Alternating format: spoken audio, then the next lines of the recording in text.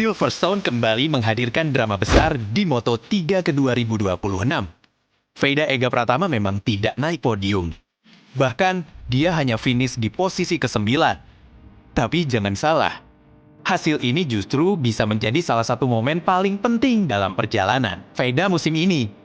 Karena ketika Veda berhasil mengamankan poin, dua nama yang selama ini menjadi ancaman dalam persaingan, rookie terbaik justru mengalami nasib berbeda. Balapan Moto3 di Inggris di sirkuit Silverstone menjadi ujian berat bagi Veda Ega Pratama. Veda tidak mengawali balapan dari posisi ideal. Namun seperti yang sudah beberapa kali ditunjukkan sepanjang musim 2026, Veda bukan tipe pembalap yang mudah menyerah hanya karena posisi start kurang menguntungkan. Dalam balapan, Veda kembali menunjukkan kemampuannya melakukan comeback.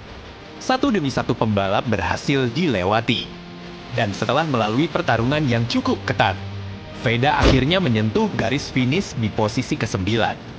Bukan hasil yang terlihat spektakuler jika hanya melihat angka. Tetapi posisi 9 berarti Veda tetap membawa pulang 7 poin dari Silverstone. Dan di tengah persaingan klasemen yang sangat ketat, 7 poin bisa menjadi sangat berharga. Nah, disinilah cerita Silverstone menjadi semakin menarik. Veda tidak hanya mendapatkan keuntungan karena dirinya sendiri berhasil mencetak poin, dia juga mendapatkan keuntungan dari hasil para pesaingnya. Dalam perebutan gelar Rookie of the Year, setiap kesalahan rival bisa mengubah peta persaingan. Dan Silverstone menjadi salah satu contohnya.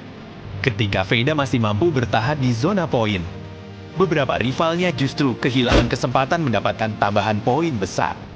Salah satu nama yang paling menarik adalah Hakim Deniz. Deniz sebelumnya menjadi salah satu rival yang terus membayangi Veda. Tetapi di Silverstone, situasinya justru berbalik. Namun persaingan Rookie of the Year bukan hanya tentang Veda dan Hakim Deniz. Ada satu nama lain yang juga harus terus diperhatikan. Brian Uriarte.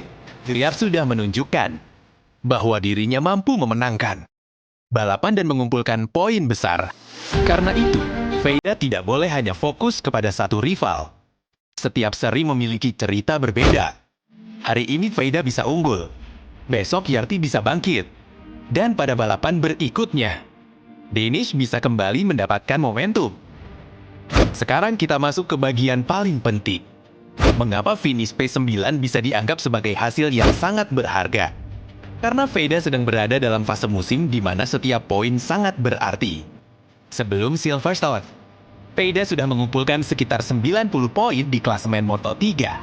Tambahan 7 poin dari Inggris membuat koleksinya semakin bertambah. Jika melihat perjalanan Veda sepanjang musim 2026, hasil di Silverstone sebenarnya bukan sesuatu yang berdiri sendiri. Veda sudah beberapa kali menunjukkan kemampuan bangkit setelah memulai balapan dari posisi yang kurang menguntungkan. Dia juga sudah merasakan persaingan di grup depan. Dan yang paling penting, dia mulai memahami bagaimana caranya mengumpulkan poin dalam satu musim penuh. Ini berbeda dengan sekadar tampil cepat dalam satu atau dua balapan. Menjadi Rookie of the Year membutuhkan konsistensi selama satu musim. Jadi, apakah Veda benar-benar ketiban durian di Silverstone? Kalau melihat hasil akhirnya, bisa dibilang iya. Karena Veda mendapatkan 7 poin dari finish P9. Sementara dua rival yang menjadi bagian penting dalam persaingan, rookie justru tidak mendapatkan keuntungan yang sama. Tetapi jangan salah, keuntungan ini belum membuat pertarungan selesai. Justru sebaliknya, persaingan Rookie of the Year sekarang semakin mendidih.